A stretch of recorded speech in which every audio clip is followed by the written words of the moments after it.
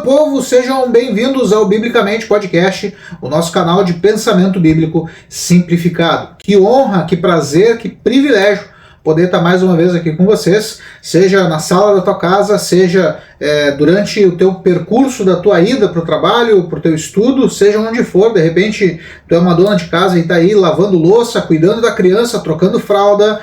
Que bom poder estar aqui contigo hoje, trazendo mais uma vez conteúdo bíblico de forma simples, de forma clara, através desse meio que é esse canal, essa possibilidade de produzir esse conteúdo de forma gratuita para vocês. Meu nome é Ezequiel, mais conhecido como Zeca, e cara, hoje eu estou muito feliz com o assunto que eu quero tratar. Já faz um bom tempo, a gente já deu várias pinceladas nesse assunto, tanto no formato antigo do podcast, quanto já nesse formato novo de podcast. Eu já toquei nesse assunto algumas vezes, já arranhei a superfície desse assunto algumas vezes, mas hoje eu quero me dedicar nos próximos minutos, quem sabe na próxima hora, a aprofundar o nosso entendimento sobre o cristão e o trabalho. Então sim, esse é o assunto do nosso papo de hoje, o cristão e o trabalho. Como nós, como cristãos, precisamos, de acordo com a Bíblia, não de acordo com o que eu acho, o que eu penso, ou o que A, B ou C acham ou pensam. Não, de acordo com aquilo que a Escritura diz, de acordo com aquilo que a Escritura prevê para nós. O que a Bíblia diz sobre o trabalho, como eu devo lidar com o meu trabalho. E cara, tu vai te surpreender, eu acredito que sim. Hoje ainda, fazendo a pesquisa sobre esse assunto para poder compartilhar com vocês, eu percebi que aqui, nessa plataforma do YouTube, tem algum tipo de conteúdo, mas carece de fundamentação bíblica. Tem muito cara bom falando, cara grande, cara famoso falando sobre isso, mas na maioria dos vídeos que eu assisti, ao menos, fica sempre no campo da filosofia, fica sempre no campo das ideias, e não entra naquilo que de fato importa, irmão. Porque o que a filosofia diz, tanto faz. O que as ideias de mentes brilhantes podem produzir, não produzem nada de eterno. Agora, o que a Escritura diz, isso sim. O que a Escritura diz é atemporal. O que a Escritura diz, isso é eterno, e isso tem valor, tem peso de glória para nós. Por isso, eu estou muito feliz, cara, e espero que realmente esse conteúdo de hoje possa te abençoar, possa tocar a tua vida. Antes da gente entrar na nossa conversa, deixa eu fazer aqui os pedidos comuns de YouTube, né? Confere a tua inscrição, confere se o sininho da notificação está ativo. Toda semana, toda segunda-feira, às 8 horas, sai episódio novo, e estando com a tua inscrição e estando com o sininho da notificação ativo, tu vai receber a notificação toda segunda-feira, e aí tu vai olhar a foto, a thumb, tu vai olhar o assunto, se é pertinente, se não, e tu decide se tu quiser assistir ou não. Deixa eu te pedir também, deixa o teu like, o teu gostei aqui nesse vídeo. Isso ajuda a fazer com que a plataforma do YouTube impulsione esse vídeo para mais pessoas. Deixa também o teu comentário é importante. Deixa o teu comentário, seja com uma frase de apoio, seja com a tua impressão ou o que tu pensa sobre o assunto, até para que a gente possa, quem sabe, discutir, e quem sabe lá na frente o teu comentário pode entrar aqui no episódio especial respondendo os inscritos. Eu acho que esse assunto de hoje é o mais pé no chão que eu já tratei. Normalmente a gente fala de Bíblia e a gente fica falando de assuntos intangíveis, assuntos altos, assuntos altíssimos. Hoje não, hoje a gente vai colocar o pé no chão da fábrica. Hoje a gente vai falar de coisas do meu, do teu, do nosso dia a dia. Não deixa também de compartilhar esse vídeo, quem sabe para um amigo teu, quem sabe no grupo da família, quem sabe no grupo da igreja. Compartilha esse vídeo para que pessoas possam ser abençoadas e edificadas, como eu acredito que tu vai ser. Também não deixe de nos seguir aqui nas nossas redes sociais, está passando aqui em cima, Facebook, Instagram, TikTok, todos com a mesma escrita, @biblicamente.pdc. Lá tem conteúdo exclusivo e lá eu estou sempre comentando coisas, e por lá também a gente pode se relacionar de forma mais próxima. Dito tudo isso, vamos entrar no nosso assunto de hoje. O cristão e o trabalho. Cara, não é incomum tu ouvir alguém dizer o seguinte: o trabalho é uma maldição, trabalhar é uma desgraça. Dentro dos conteúdos que eu assisti aqui no YouTube, enquanto eu pesquisava e preparava o material de hoje, eu vi muita gente até comentando, né, sobre a ideia que existe na cabeça do brasileiro comum, do brasileiro médio, de que ele trabalha só esperando a sexta-feira, ou ele trabalha esperando o sábado, mas aí quando chega domingo de noite começa a dar aquela angústia, começa a dar aquela depressão, porque, puxa vida, segunda-feira está chegando e eu tenho que trabalhar de novo. E aí, muitas vezes, quem pensa assim, quem pensa dessa maneira, vai dizer isso: não, porque o trabalho é uma maldição, porque o trabalho é a consequência da queda. Então, para a gente começar a entender a nossa relação com o trabalho, nada melhor do que a gente começar na origem. Nada melhor do que a gente começar no livro das origens, que é o livro de Gênesis. Então eu te convido, pega a tua Bíblia, não importa a versão que tu estejas usando, pega a tua Bíblia, abre. Cara, a gente tem bastante texto para conferir hoje e cada texto é fundamental. Então sim, pega a tua Bíblia, confere, se for necessário, pausa o vídeo, vai, busca a referência, encontra, solta o vídeo, vamos ler junto, vamos comentar junto, porque é a Escritura, irmão. É a Escritura que vai te edificar, não é o que eu acho. É a Escritura, é o texto lido, exposto, esclarecido. É isso que pode mudar o teu entendimento sobre esse assunto. E quem sabe, já nesse domingo, tu poder ir dormir tranquilo, sabendo que a segunda-feira está chegando e é mais um dia para te trabalhar e, quem sabe, glorificar Deus com a tua vida. Hoje eu estou usando a minha Bíblia King James, não importa a versão que tu estejas usando, o importante é que estejas com a tua Bíblia e principalmente com o teu coração aberto para receber aquilo que a palavra de Deus tem a comunicar ao nosso coração. Então, livro de Gênesis, capítulo 2, a gente vai ler o verso 15. Gênesis, capítulo 2, verso 15. Primeiro livro da tua Bíblia, as primeiras páginas aí, tá bem fácil de achar. Diz o seguinte: assim, Deus, o Senhor, tomou o homem e o colocou no jardim do Éden, para zelar por ele e nele fazer suas plantações. Outras versões vão dizer para cuidar e para cultivar o jardim. Então, olha que interessante. Por que eu achei muito pertinente a gente começar por esse texto? A gente encerrou alguns dias atrás, algumas semanas atrás, a nossa série sobre o que é o Evangelho.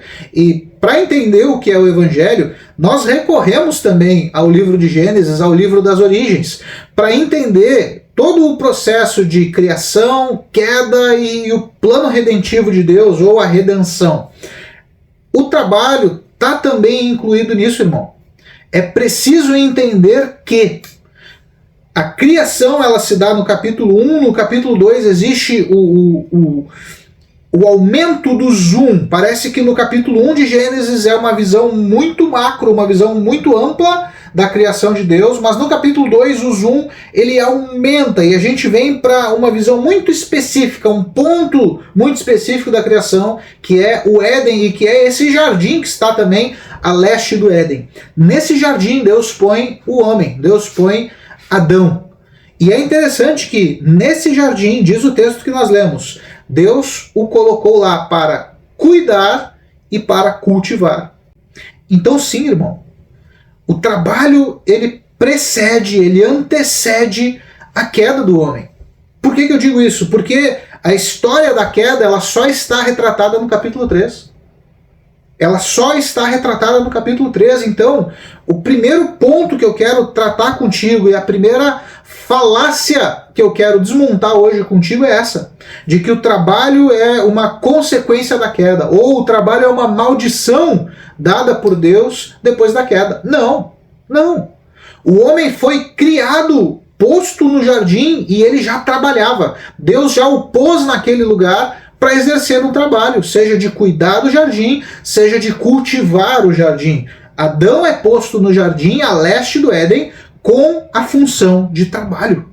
Então o trabalho ele não surge só depois da queda, irmão. Essa é a primeira coisa que tu tem que mudar na tua cabeça.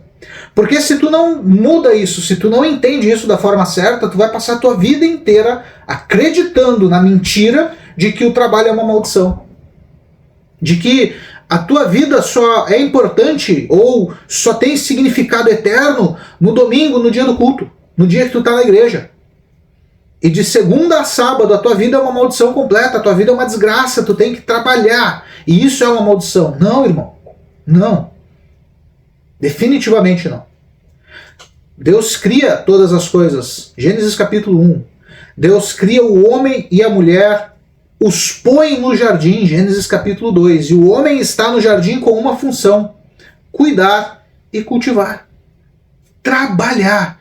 Deus cria o homem para trabalhar.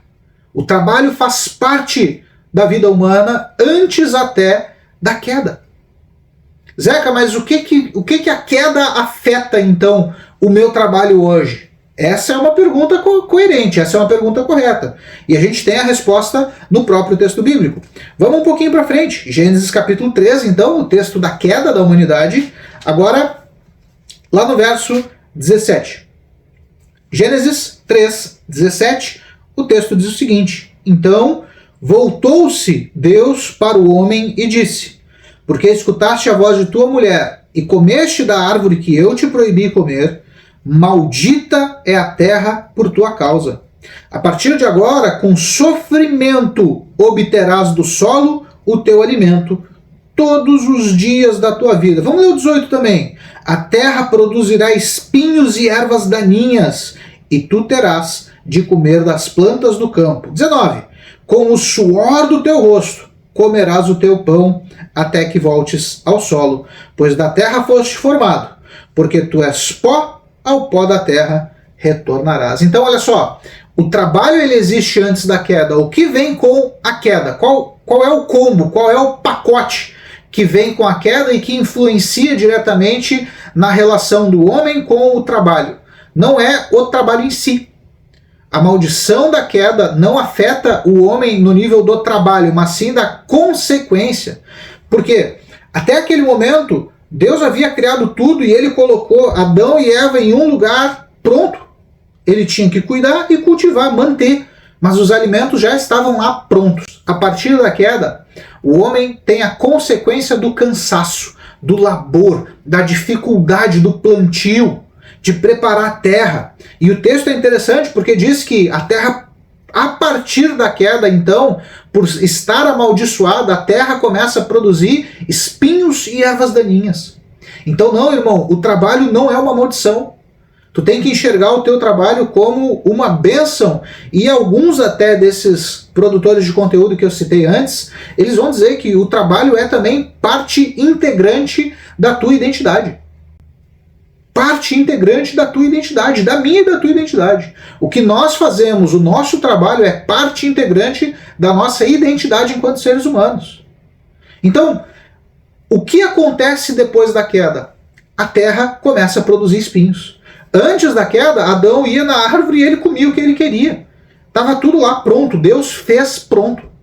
Depois da queda, com a expulsão do jardim, Adão e Eva eles vão ter que começar a plantar. E antes de plantar, tem que preparar a terra. E para isso, irmão, exige muito esforço.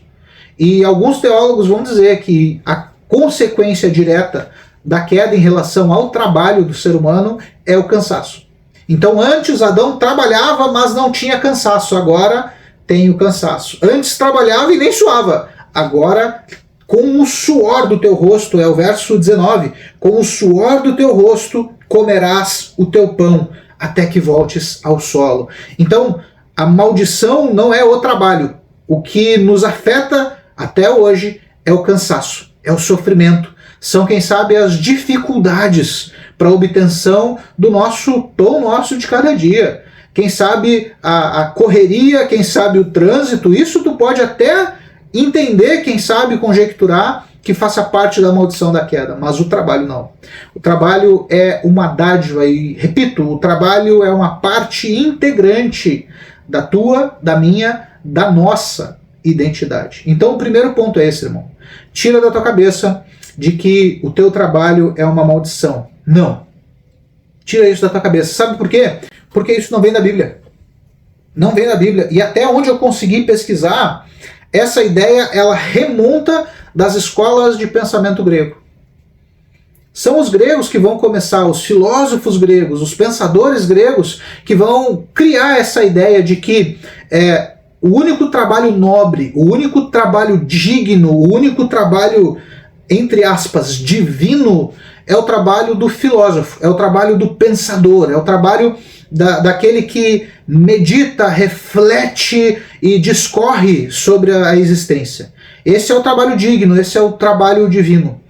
Todos os outros, ou todas as outras formas de trabalho, dentro do pensamento grego, todas as outras formas de trabalho são de menor valor, ou até mesmo indignas, ou até mesmo impuras, ou até mesmo são consideradas uma maldição.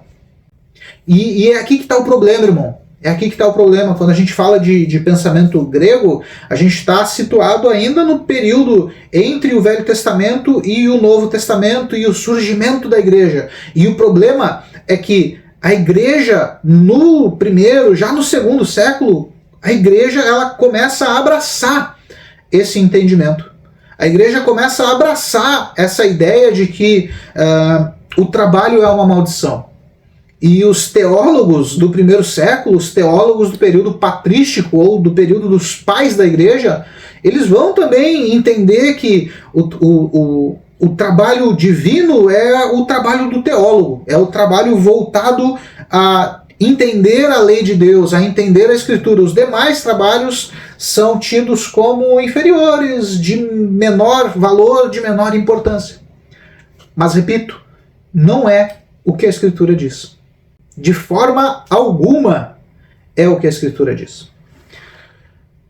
Em algumas séries anteriores aqui do canal, e existem várias, e se tu está chegando agora no canal, eu te convido, quando acabar esse vídeo, dá uma olhada no nosso canal, procura aí, a gente tem várias séries, Cristologia, a importância da Escritura, uma exposição verso a verso da carta de Tiago, o Sermão da Montanha, e por último, e não menos importante, a gente falou agora sobre o que é o Evangelho. Em alguns momentos, em algumas séries anteriores, e eu não vou lembrar o episódio para te dar referência, mas a gente já citou uma história que envolve Lutero. E agora essa é a informação certa, tá? Eu citei essa história já 3 vezes e eu não sabia direito de quem era, mas agora eu te afirmo. Essa história é atribuída a Lutero. Então, no período da Reforma Protestante, diz a história que um dia um sapateiro procurou Lutero. Porque desde o pensamento grego, então, período intertestamentário, até o período da Reforma, 1500 e pouco, 1600 e pouco, todo esse período ficou essa ideia na cabeça das pessoas. A igreja, ou primeiro os filósofos, depois a igreja, são os trabalhos divinos, são os trabalhos que importam para Deus, são os trabalhos de honra, de reconhecimento. Os demais trabalhos são de menor importância. A Reforma Protestante ela muda isso. Os reformadores eles entenderam que não era assim. E a história conta que esse sapateiro um dia procurou Lutero e disse: Lutero, como eu posso fazer a obra de Deus sendo um sapateiro? Eu não sou um teólogo, eu não sou um reformador como tu, eu não sou um padre ou um estudioso da lei, da Escritura. Não, eu sou um sapateiro. Como eu faço para fazer a obra de Deus? Porque na cabeça daquele sapateiro, assim como na cabeça de muita gente hoje, só se faz a obra de Deus com a Bíblia na mão, num púlpito ou quem sabe com um microfone na mão. E a resposta de Lutero ela é taxativa, tanto para aquele sapateiro quanto para nós hoje. A resposta que Lutero dá àquele homem é a seguinte: faça bons sapatos e venda-os a preço justo. Faça bons sapatos e venda-os a preço justo. É assim que se glorifica a Deus, irmão. Em diversos momentos, aqui no podcast eu já falei, a nossa vida precisa ser vivida para a glória de Deus. E isso não se restringe só ao momento do culto. Para ti que é cristão, que frequenta a igreja, não é restrito ao momento do culto, com o microfone na mão, no púlpito, no altar, seja como for que tu fale, ou quem sabe, porque se criou essa ideia também de que tu só faz a obra de Deus cantando, ou quem sabe tocando algum instrumento na igreja. Não, irmão. A tua vida precisa ser vivida para a glória de Deus. E a tua vida não se resume ao domingo. A tua vida não se resume aos momentos dentro de uma congregação, não. A tua vida é 24 horas. E quando se fala de uma vida para a glória de Deus, isso inclui também o teu trabalho. Então, o pensamento grego permeou o pensamento da igreja, principalmente no período médio, na Idade Média, até a Reforma Protestante. São os reformadores que vão começar a trabalhar a ideia de que não é só o clero que faz um serviço importante. Não, o sapateiro também tem um serviço importante, o padeiro tem também um serviço importante. Um dos reformadores diz que tanto uma pregação de um pastor, ou até esse reformador ele usa a figura do Papa, né? Então, tanto o Papa, quando faz uma pregação, quando faz uma proclamação pública, quanto uma mãe trocando as fraldas de um filho. As duas coisas agradam a Deus. As duas coisas importam para Deus. Não é só mais o serviço da igreja, não é só o serviço do Papa, não é só o serviço do pastor, não. O serviço de uma mãe que cuida do seu filho, que cuida da sua casa, que cuida do seu marido. O serviço de um pai que trabalha diariamente para produzir o sustento da sua casa. Isso também agrada a Deus, isso também glorifica a Deus. A Reforma Protestante traz essa reflexão. Mas eu não quero me deter e ficar falando aqui só de Reforma Protestante, irmão. O nosso trabalho é abrir a Bíblia. E de novo, repito o que eu disse alguns minutos atrás. O que a Bíblia ensina é diametralmente diferente do que o pensamento grego de que o trabalho é maldição. Não. A Escritura diz que o trabalho é honrado. A Escritura diz que o trabalho ele é proveitoso. Lá em João, capítulo 5, verso 17, eu nem vou abrir o texto. Se tu quiser, pode pausar o vídeo aqui, eu te espero bem tranquilo e confere a leitura e depois volta aqui. Mas João, capítulo 5, 17, Jesus ele diz um negócio interessante. Jesus diz assim: meu Pai trabalha até hoje e eu também trabalho. Então, olha só, o mesmo Deus que criou o homem e o pôs no Éden para cuidar e cultivar o jardim, esse mesmo Deus é o Deus que Jesus está dizendo que até o seu dia trabalhava. E é interessante a gente pensar nisso, porque o ato da criação de Deus é um trabalho. Então, o próprio Deus nos dá o modelo, nos dá o exemplo de como viver a vida.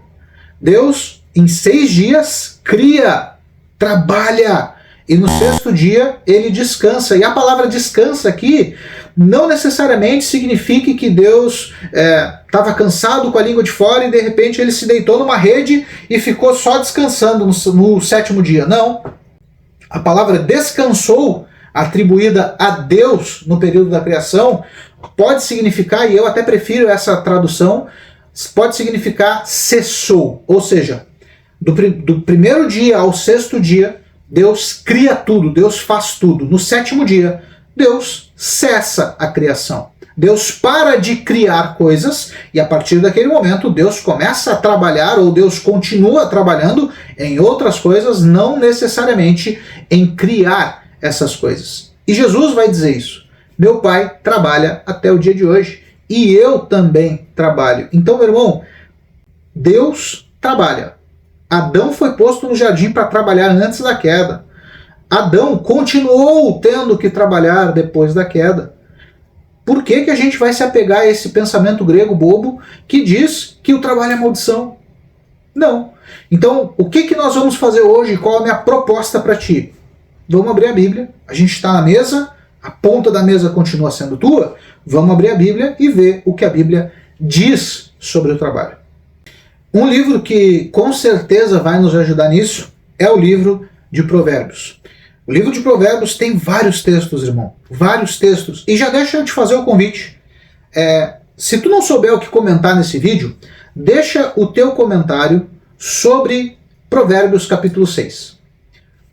Quem sabe até agora, pausa o vídeo ou deixa isso como uma lição de casa para ti. Quando acabar esse vídeo aqui, abre a tua Bíblia lá em Provérbios 6 e lê do versículo 6 ao versículo 10, mais ou menos. Um texto em que o escritor fala sobre o trabalho da formiga. E comenta aqui o que tu acha. comenta sobre Provérbios 6, comenta sobre o trabalho da formiga. Tenho certeza, isso vai te ajudar. E até lá na nossa rede social tem um vídeo onde eu fiz uma narração desse texto. Mas olha só, eu selecionei aqui três textos em Provérbios que podem nos ajudar a entender o real valor e quem sabe até o real significado do trabalho, a importância do trabalho. Vamos lá, primeiro texto, Provérbios capítulo 14, verso 23. Provérbios capítulo 14, verso 23. Diz o seguinte: em todo trabalho dedicado há proveito. Em todo trabalho dedicado há proveito. Meras palavras, contudo, conduzem à pobreza.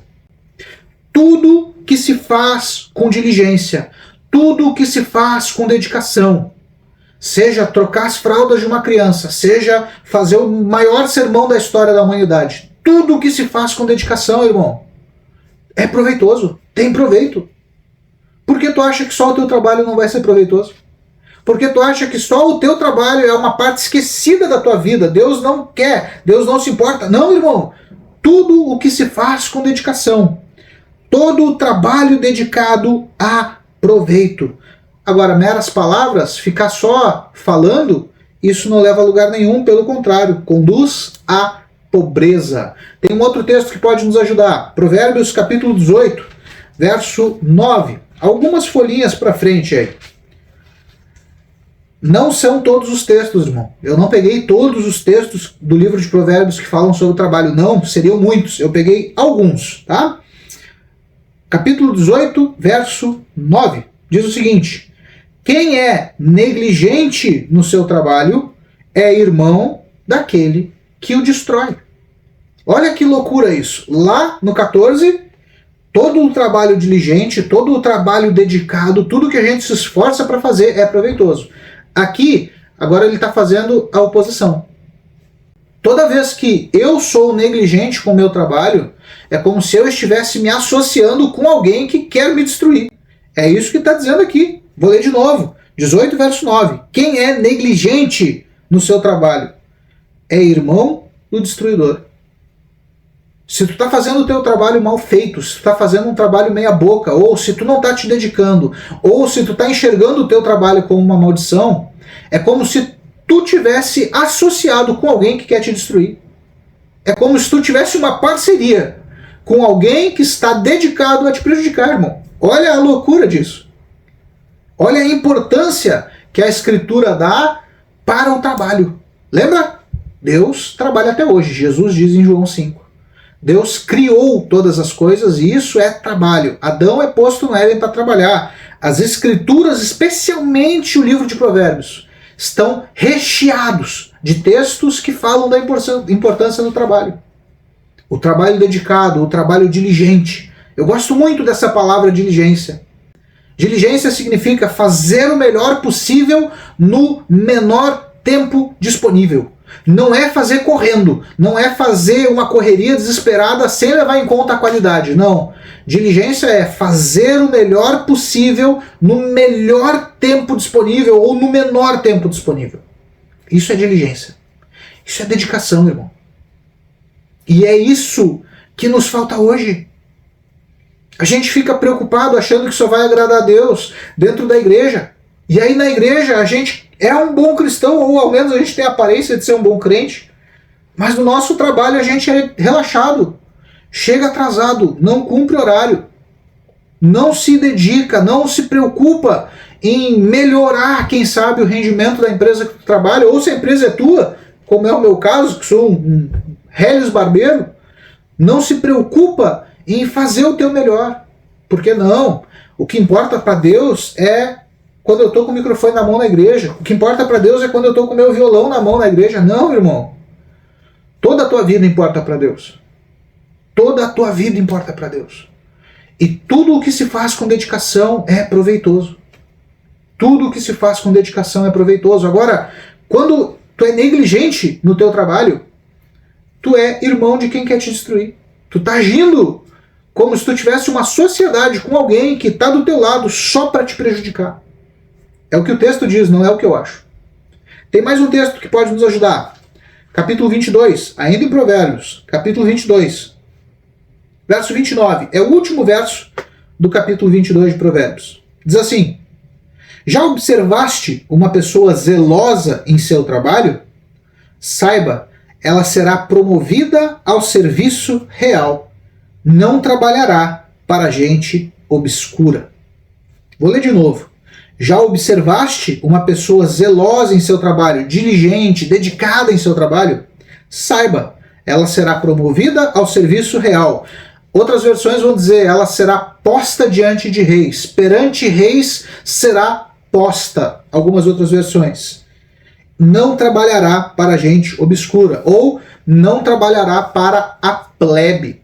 O que o texto está dizendo, irmão, é que o diligente, o dedicado, o esforçado, vai ser levado a lugares mais altos. Ah, Zeca, mas eu me dedico, me esforço, eu nunca cheguei diante de um rei. Calma, irmão. Calma. Entende que talvez não necessariamente tu vai trabalhar numa casa de um rei, até porque o Brasil não tem rei, irmão. Calma. Mas olha só, o que o texto está dizendo é que diligência, zelo, capricho, dedicação levam a lugares mais altos. Esse é o pensamento bíblico sobre o trabalho, irmão. Para pensar comigo. Os textos que nós estamos lendo fazem parte do Velho Testamento. O Velho Testamento faz parte da Torá. A Torá é o livro sagrado dos judeus. Pensa um pouquinho na história dos judeus. Olha para esse povo, quantas vezes eles foram destruídos, perseguidos. Cara, passaram pelas piores coisas. Olha onde esses caras estão hoje. Olha a riqueza que esses caras têm hoje. Tu acha que é à toa, irmão? Tu acha que é coincidência? Ou tu vai me dizer que é sorte? Não, o povo judeu é um povo sortudo. Não, irmão. O judeu tem a ideia, a mentalidade, está na cabeça. Esses textos que eu estou lendo para ti, eles têm gravados na memória. Eles sabem a importância da dedicação, eles sabem a importância do trabalho. Eles sabem a importância de ser diligentes, de ser dedicado nas coisas que eles fazem. Não é à toa que as maiores empresas do mundo pertencem a judeus. Os maiores empreendimentos do mundo pertencem a judeus. A nação de Israel, ainda que seja minúscula, é uma nação rica, é uma nação próspera. Está sempre em guerra, tem sempre gente incomodando. Mas os caras são ricos, são prósperos. Por quê? Porque entenderam o valor do trabalho, entenderam o valor da diligência, entenderam o valor do capricho, da dedicação àquilo que se faz. Os textos que estamos lendo sobre o trabalho pertencem ao livro sagrado deles, a Torá, o Velho Testamento. Então sim, tu já viu uma pessoa zelosa, tu já viu alguém caprichoso? Saiba, será promovido ao serviço real. Zeca, mas olha só, eu me dedico, eu sou dedicado, eu sou zeloso, eu sou caprichoso, mas o meu patrão... Calma, a gente vai chegar nesse assunto, eu acho. Mas o meu patrão não vê, não reconhece. Esse é outro problema, irmão. Esse é outro problema. Mas, olha só, a falta de caráter do teu patrão, ou a falta de reconhecimento por parte do teu patrão sobre o teu trabalho, não pode fazer com que tu seja negligente ou relaxado com o teu trabalho. Vou repetir. A falta de reconhecimento por parte da empresa que tu trabalha ou do teu patrão sobre o teu trabalho, que é um cara diligente, zeloso, que é uma mulher caprichosa, dedicada, não pode fazer com que tu esmureça e se torne negligente. Sabe por quê? O texto que nós lemos anteriormente. O negligente no seu trabalho é irmão daquele que o destrói. Ninguém, irmão, ninguém em sã consciência quer ser irmão de alguém que quer destruí-lo. Eu não quero conviver com um irmão que queira me destruir. E eu sei que tu não quer isso. Mas é isso que acontece quando nós somos negligentes, é isso que acontece quando a gente trabalha de qualquer jeito, é relaxado, não se dedica, não estuda. Obrigado por ficar até aqui assistindo o nosso conteúdo. Esse episódio vai ter uma continuação, então eu já te dou a dica, confere a tua inscrição, confere se o sininho das notificações ele está ativo, porque nos próximos dias sai a continuação desse conteúdo. Se o sininho estiver ativo, tu vai ser notificado e tu vai poder conferir como continua essa resenha. Além disso, não deixa de nos seguir também lá nas nossas redes sociais, vão estar passando aqui embaixo na tela. Instagram, Facebook e TikTok, todos com o mesmo nome, @biblicamente.pdc. Deus abençoe.